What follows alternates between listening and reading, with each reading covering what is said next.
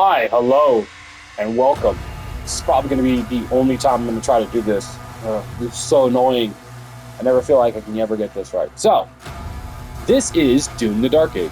I kind of want to show you my thoughts about this game and how I feel about it. And it's a little complicated.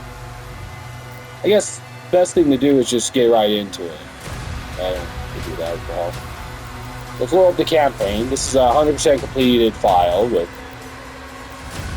Yeah, it took me a bit. So this is a modified version of it. So let's just instead go back to normal, ultimate, ultra violence, which ends up just being this. Just so for recording purposes, I don't end up going too far, especially when I'm trying to explain certain things.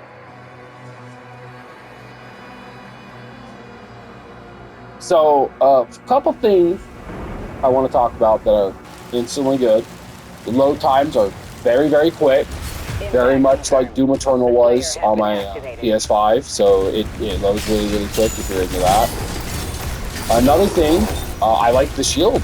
I really like the shield. So the shield has many functions, as you can see, also like Captain America style. Walk, as the typical move can do.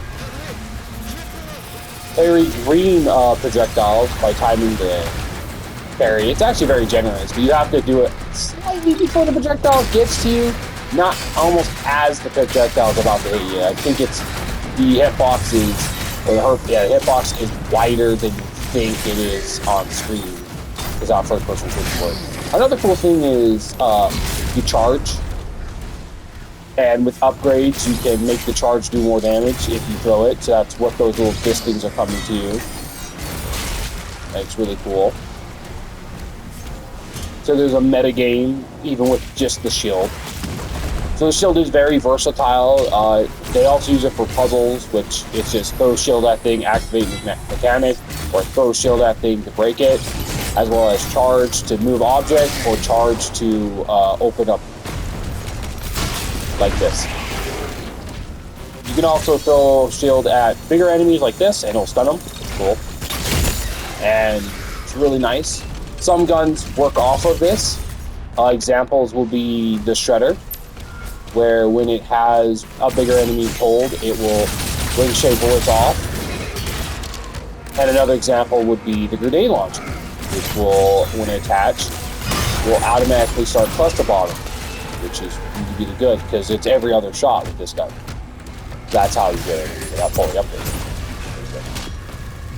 So other than that, we have other guns to talk about. We have melee, as well as other things of like shield moves.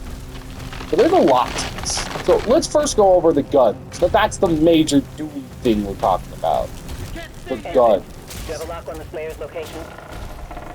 The first gun they give you is the combat shotgun.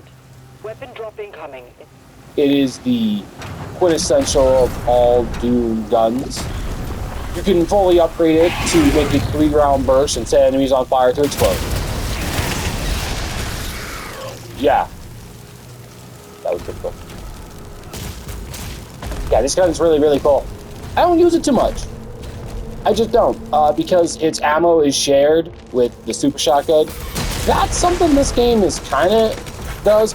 It's always been in Doom, how there's been weapons that share similar ammo types, like the pistol and the chain gun, of course, the regular shotgun and the super shotgun in the original, and the plasma gun and the BFG. So that's kind of how it was back in the day. And in Doom 2016, the pistol was infinite, shotgun, super shotgun worked together, the Gauss cannon and plasma rifle shared the same ammo type, and the only gun I messed with, like the rock launcher, because the rock launcher never had a secondary ammo type until this game. This is what the game added. The main gate is under lockdown. And before that, like, yeah, it was the railgun and the plasma rifle, the chain gun and the heavy machine gun for both Doom and Doom Eternal. And that's how that worked. In this game, it has more. So not only do you get like a chain, like, you know, a railgun like with both the to chainsaw it, which, as you can see, yeah, totally wrecks. It doesn't go through opponents, which kind of sucks, but then you have my favorite gun, which I've already kind of shown off, which is the Impaler.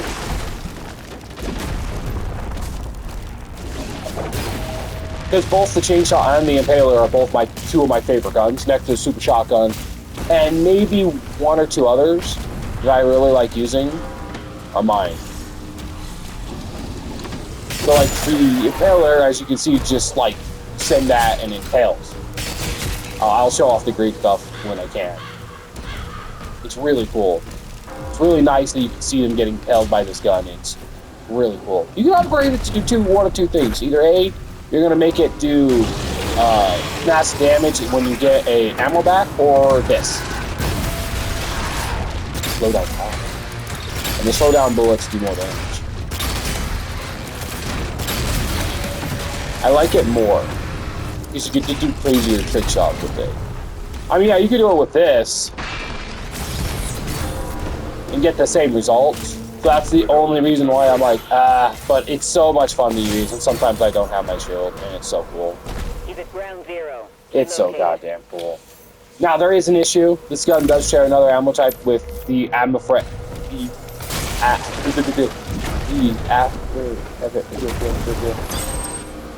I've talked about it a second ago, which was the Shredder. The Shredder, it's just a rapid fire. It's basically your heavy machine gun. Equivalent. And do I hate it? No. I don't hate it. It's actually really cool. The ricochet ability is pretty nice.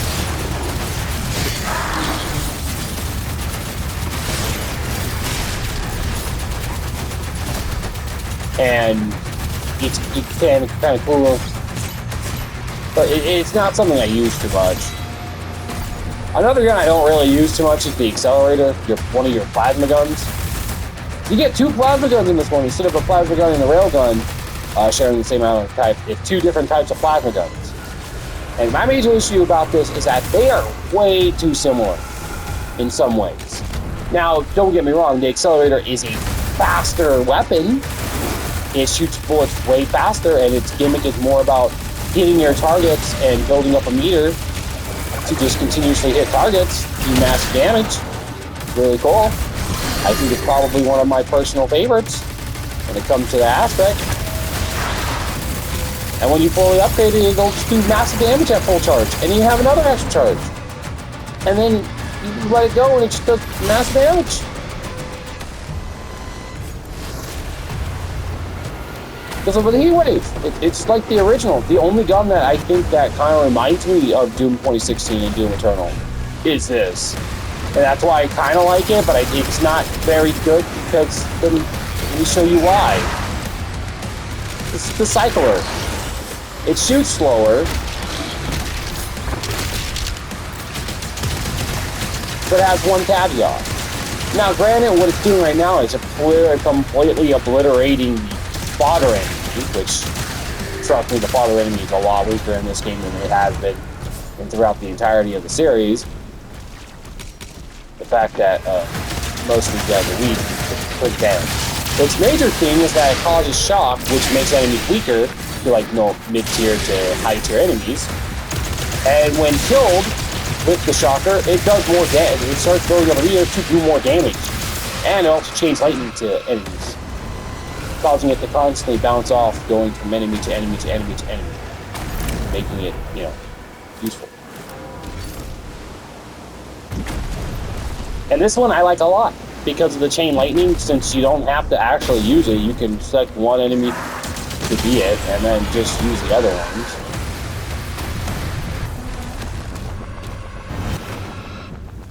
It's cool. Does it have a downside? I mean, technically, since it shares ammo with the Accelerator and they both shoot through ammo quite quick, it kind of sucks because, like, you don't know what to use. There is also one other downside about the Cycler. You have other weapons that causes shock, not just the Cycler. And I'll talk about those, hopefully, because we're kind of going to sort to the end of this level. Because after that, you go and there's one more combat encounter. And I still have kind of the chainsaw to talk about, which it's just a charge up to a big ball. Upgrade it to where it does more damage. Upgrade it to where when it's fully charged, it does an explosion. And make it to where when you parry an attack, it fully has it's automatically a full charge, so you can just release it after a parry. It's really, really good. It plays with the parry. Now it's a little more involved than you think sometimes, because then you have a full charge thing that does massive damage. But and then the rings, which I'll try to get into. It's just a lot. And the major issue is like trying to go into a conversation about it, especially when you want to talk about the other things like the level design and many other things, because we're towards fourth to the end, which means now we have to show off the grenade launcher, which I kind of explained it, which is every other shot does cluster bomb unless you have them pinned down with the shield, and then it's automatically always cluster bomb, but it shoots more cluster bombs than you cluster bomb. So it's kind of cool. Does a lot of damage, and now they're all dead. Which means I didn't get to show off the last gun, which two last guns technically, which is this guy. Which I don't know why I showed you this one before showing you the rocket launcher, trying to make the rocket launcher seem less cool. But there's a reason why. The rocket launcher is kind of busted. Like, really busted. And no other enemy that it's really busted against except the Volgrins. The Volgrins are like spider-like entities that you fight, and you fight one in the second level. And it's a boss variant, which means it has more health, more damage, all this other stuff. When you parry a projectile, green projectile, it increases the next shot of your damage of the next shot of the rocket, and all you need to do is do it with the rocket out, and then if you switch, it doesn't matter. Unlike, say, the Paler, which when you got its upgrade, when it's with the, I think it's when you get ammo and it does more damage, it goes away when you switch. Same thing with the chainsaw, same thing with a lot of guns that have abilities like that if you parry, which I don't think very few do.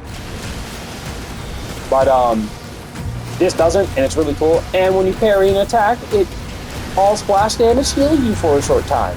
You can increase the window. It's really cool. Really great. Really cool for healing.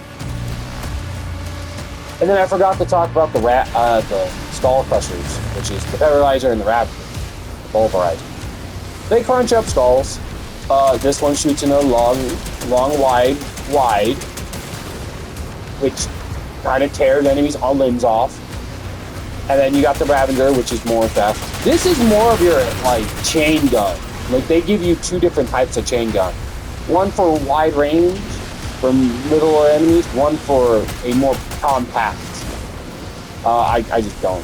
I guess I have to show you these weapons. Oh god, there's a lot of weapons. And that's one of the very few issues I have with this game. There's a lot. Because we only just talked about the guns. As you can tell, there's 1, 2, 3, 4, 5, 6, 7, 8, 9, 10, 11. There's 11 guns in this game. And they're all good. It kind of reminds me of something like a Ratchet & Clank where there's a lot of good guns. So you end up just, like, using only a couple.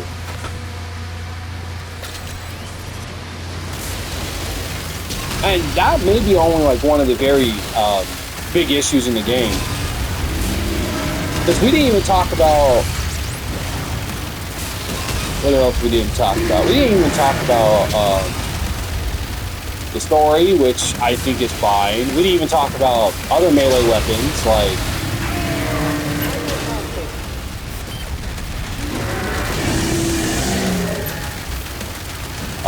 we didn't talk about the melee weapons, which happen to be one is your fist, one's a minute flail, and then one's a mace.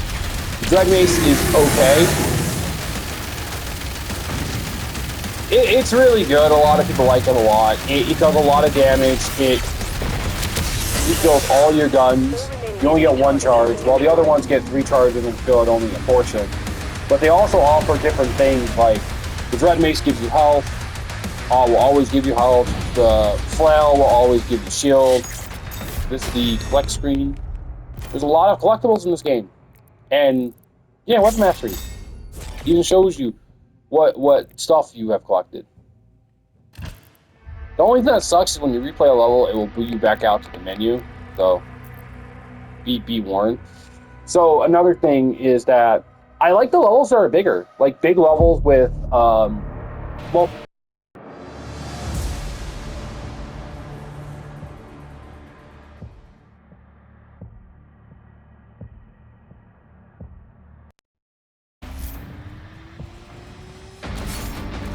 Okay, sorry about that.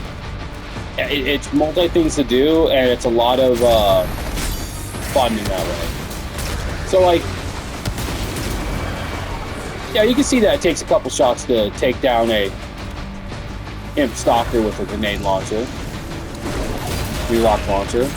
And now with a fully charged, well, now I can't even show it off because they're all dead. So let's just break down these shields with a good old shield toss.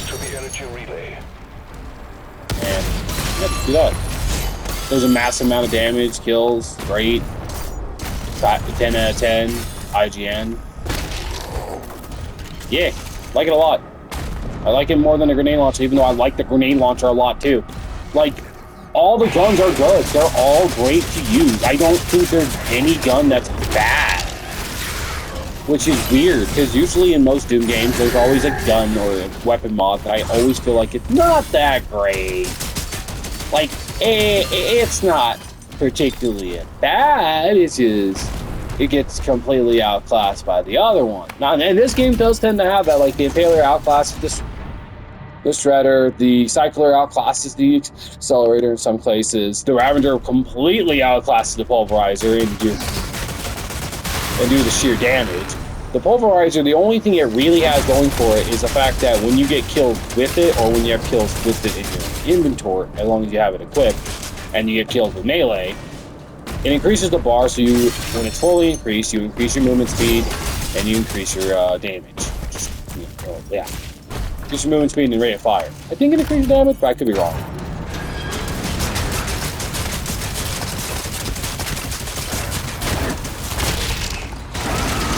But yeah, no, it's really good. Surprisingly, almost all these guns are actually really, really good. Most games you don't get like that. Let me see. Supposedly they've decreased this, but I want to make sure.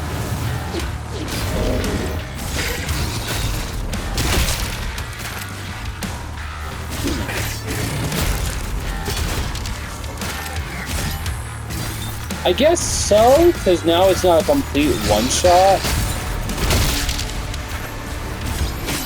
Huh.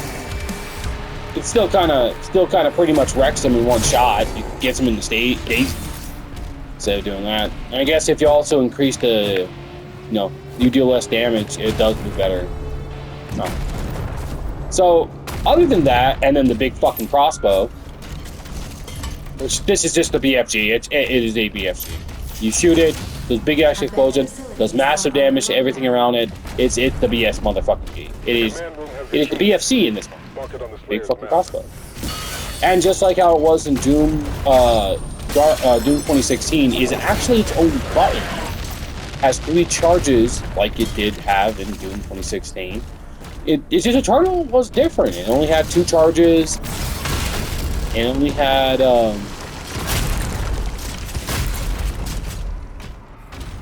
yeah, I had only a couple of things else, and also shared an ammo type with the Unmaker. You don't get that. You also don't get, like, Crucible in this, which, fine, it's cool. We don't get the Crucible. Alien robotics. Oh. That's funny. So another cool thing is, okay. So let's talk about the melee weapons. I kind of talked about it, but I haven't showed them off. So you have your fist, which has a combo of 3, which can get a combo of 4. You have the flail, which also has a combo of 3. And then you have the dread mace, which has a combo of 1, and they can have a combo of 2. So let's talk about them going backwards. And talk about my least favorite to my favorite. So the dread mace is my least favorite because how unintuitive it is. Especially for how this game works now.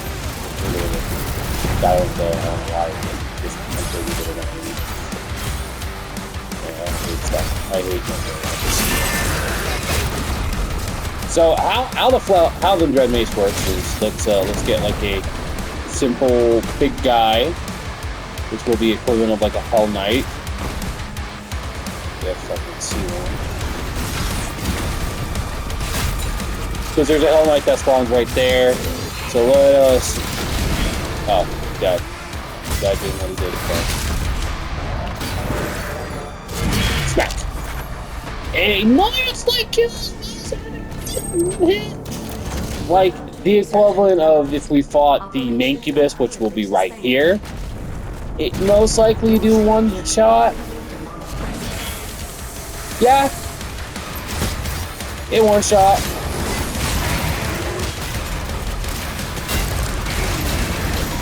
Ow, ow, ow, ow.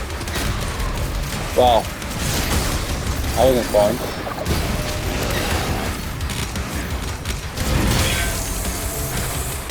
Oh, at least that still, yeah, it still kills with one shots. So yeah, no, the Dread Mace is insane. Very powerful, very busted. You get it towards later in the game, one of the last weapons you get.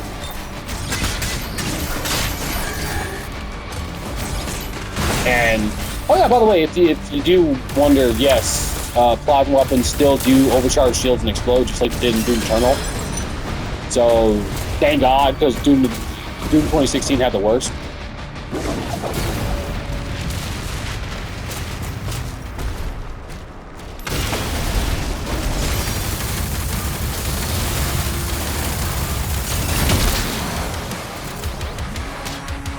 And yeah, it's pretty cool.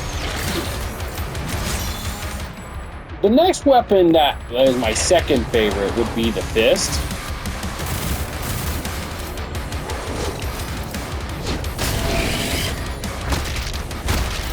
Which is cool. It applies shock automatically, but it doesn't chain lightning. The first hit applies shock, so you can use it with certain other weapons if you don't want to switch. They tend to be the strongest other than the Dread Mace, so it's funny how my favorite tends to be the physically weakest of the bunch.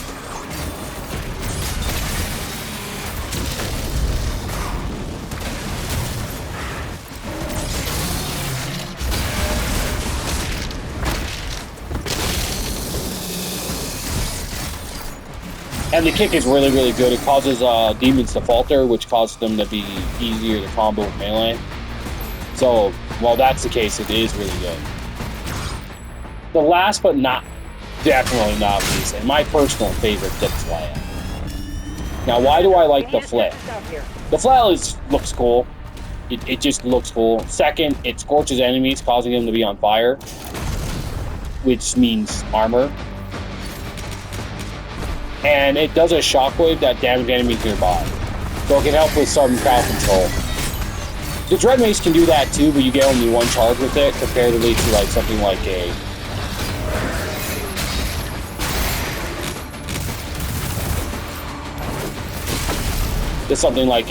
Fist. But it is dramatically weaker. The Fist do way more damage, and you can get charged faster for it, causing you to do way. But the flail is, it's all personal taste and what weapon you want to use. Also, the flail it's faster to swing. It's really cool. So then that last would be the shield runes, and that's hard to show off because you can only do it with projectiles. So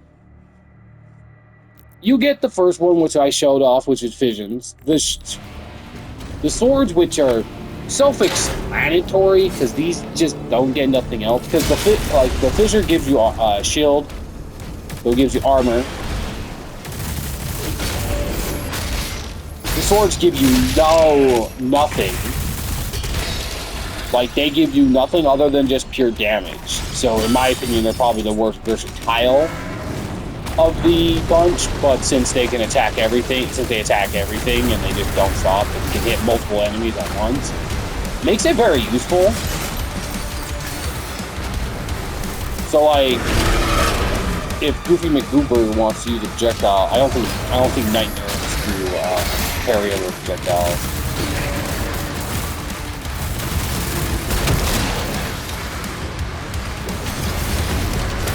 Same thing with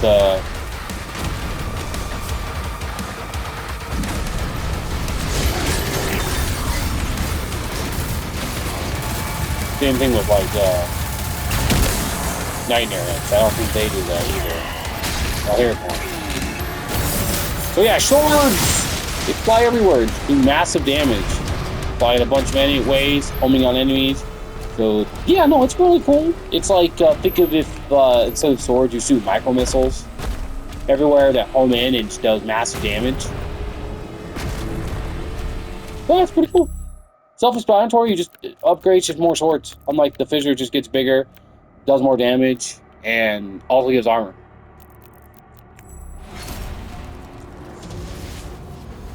The gun turret, another self-explanatory one. Very weird, because it just does this. Just automatic turn comes out. Cool. Great for single targets, not really great for multiple. Kind of where I was deciding if I want it or not. Again, it's cool. Does its thing. I don't hate it. Gives you health back. And then last but not least, another favorite of mine. You are literally Zeus.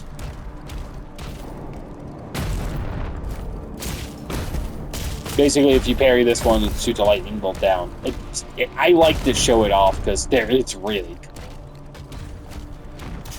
I don't know if I'm going to be able to find another projectile one.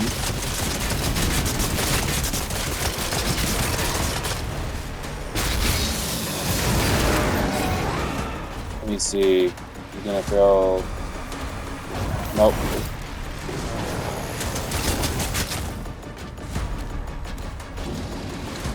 Yeah. Smite of God! And also applies shock debuff, meaning that they take damage, and it only chains off of if they're close in vicinity, and if they get a kill from anything, it does not change. So the best still to basically apply lightning into cyclers, because it can apply it to the whole battlefield if crafty enough. But still. That covers basically everything. To a degree. Maybe not showing off what the Pulverizer and the oh god.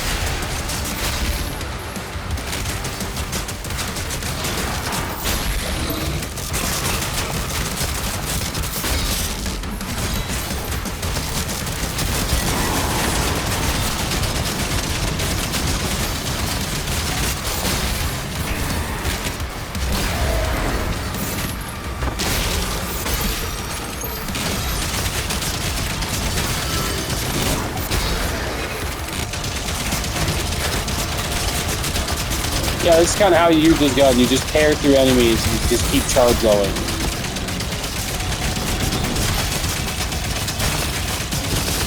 Just tear through enemies.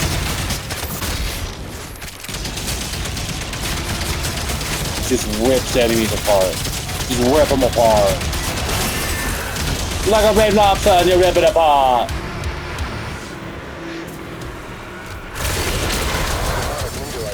So yeah. No, it's that cool. Then its adverse brother, I would like to call it. This gun can kind of self-sustain itself.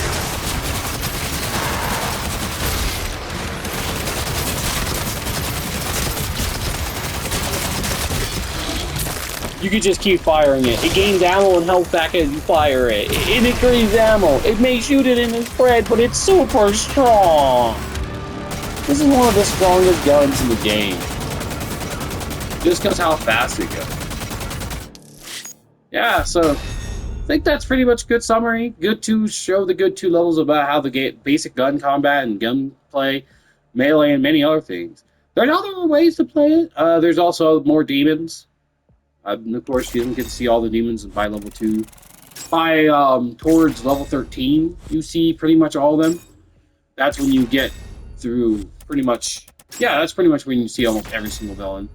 Because that's when they stop throwing all the new stuff and only start throwing them in different patterns. Yeah, you know, just showing you what you've unlocked. So, this has been Doom the Dark Age. I love to show this game more off. I would love to continue playing this game, but I am not the best when it comes to commentary and playing games. But I will have to say, this has been kind of an experience. I don't know if I will do this all the time. I do want to do this with some games. Like, if I can get through System Shock, I probably might want to talk about that game because it is it's a very interesting game and a game that I feel is made with love in mind. Well, the remake is made with like love in mind. The original game was made with wanting to do something. So, with that being said, if I would just say there are some more negatives I have other than how many guns, would be I'm not the biggest fan of the story. It's fine, it works, but it's one of those things where it just works. It's not like one of those things where it's like, oh, it's so good, it's so great. It really isn't. Even I didn't really like 2016 story, while I did like how it was portrayed the Doomslayer as just, he just does things. He doesn't really care about it, he just get it done. He still is like that in this game and in Eternal, but they don't play it as much as they do in 2016. Which I can feel some fans not liking, but I enjoy it. I do have another criticism to talk about, which happens to be some of the levels are kind of mishmashy. Like, yeah, I know about the mech one, which with the next level we were going to get into is show off the mech, which I guess, maybe I want to show off, but it's not a level I like. Then there's the last level that I quite enjoy. Then there's other levels that are, like, dragon levels are fine. I just wish that the dragon was more involved with more airplane combat, like actual airplane mobility, dual barrel, and all that other stuff that would make the game much more fun. Don't know if they are going to continue doing it. Doesn't seem like it, but they do, hopefully. The last thing that I do not click with is I don't really click a lot with. There's not a lot of things I don't click with. There's a lot of stuff I like. I like this shield. I like all the guns. There's just too many guns. I like all the weapons. Just again, so much options. It feels like one of the only few problems in Doom. And honestly, they got rid of the real rune system and the Predator suit upgrades for shield runes and the shield itself and your melee weapons, which is fine. So what they've done is now they've changed secrets, which I've shown a bit of them.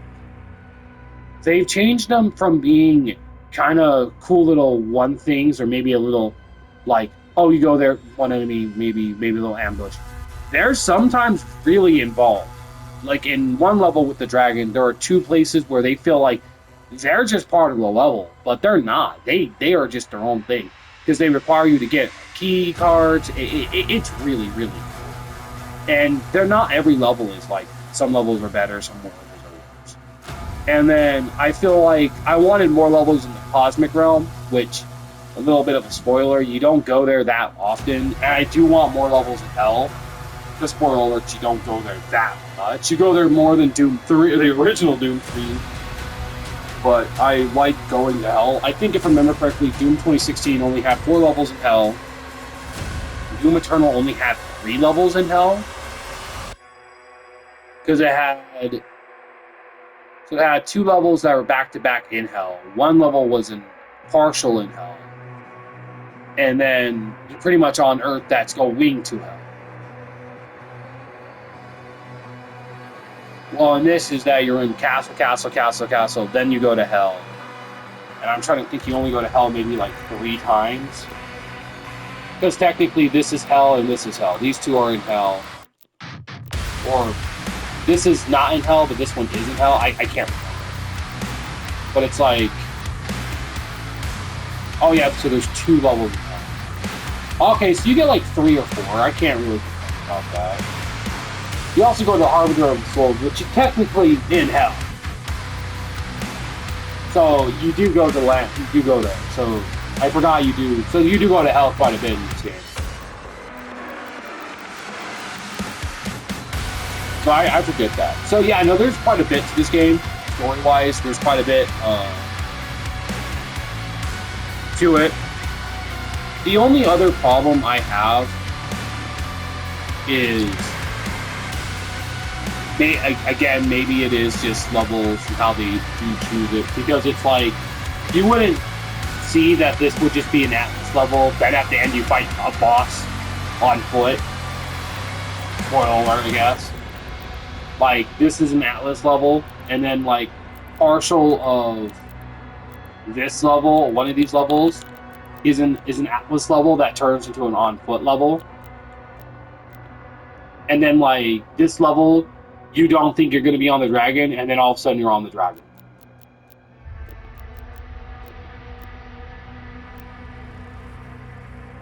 So it is kind of wild, because they will put you on the dragon a couple of times, and it's crazy.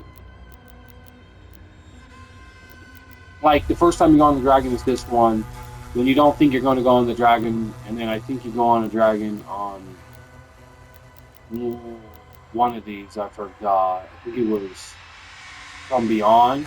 I can't remember, but I know Spiral and Pearl, yeah, you have to. And then I think Resurrection, you're on the dragon again.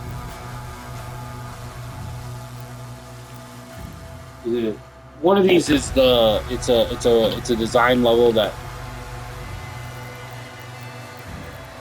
no, this one. It might, no, I don't think it is this one. It's this one. So this is Far Beyond, was the dragon level that I was thinking of.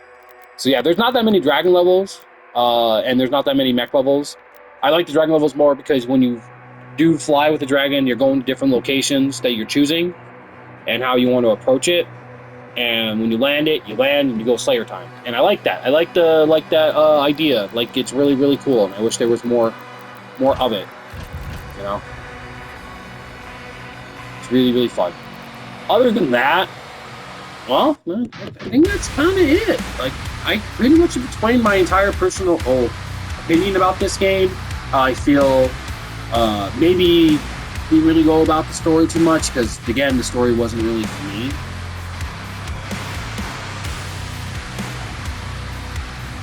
I never really liked a lot of the story in a lot of other games too much, but this one was especially something I wasn't too keen with. Anyway, so hopefully that is good enough. Maybe not. It's a very long video. I know it's going to be about 40-something minutes long. Or not. It's going to be, yeah, about 40 minutes long. And I hope you guys made it to the end. I hope this video has been informal on if you should buy this game. Maybe wait for a sale if you think it's too much. It is a single-player game, so your time with it may vary. You could be like me and spend about 60 hours playing it because you are replaying levels to 100% them. You are going back to replay the game with the weapons to try them out and see how they all work, because you will, towards the end of the game, you will get those final upgrades. Some of the weapons you're not really using, and you kind of want to go back and try them out to see how they work and function. So if you are planning on picking this game up, I will suggest that I have no idea what they are going to be doing with the premium. I always hold off on premiums. I always hold off on the season pass until there's any information regarding the main content of the season pass. Until we see actual what they're doing, I never buy it. And it was very rare when I did it. I did it only for one game, and that was for Bioshock Infinite, and I still to this day don't regret that one, because the Barrel at Sea Part 1 and Part 2 are really, really, really, really good and worth the price. The other one was fine. It was an extra DLC basically for me, and how I do it. It was just a horde mode, which was fun. Now I'm talking about a different game when I talk about this game. Hopefully this game gets a horde mode like it did in Doom Eternal, and hopefully the DLC is great. You know, it'd be really cool if the horde mode was a two-player campaign, like a two-player mode. Both players had to figure out how to work with it. But both players are limited to a certain amount of weapons, only resulting in them only using a couple. Be cool. Anyway, ciao. I hope you enjoyed.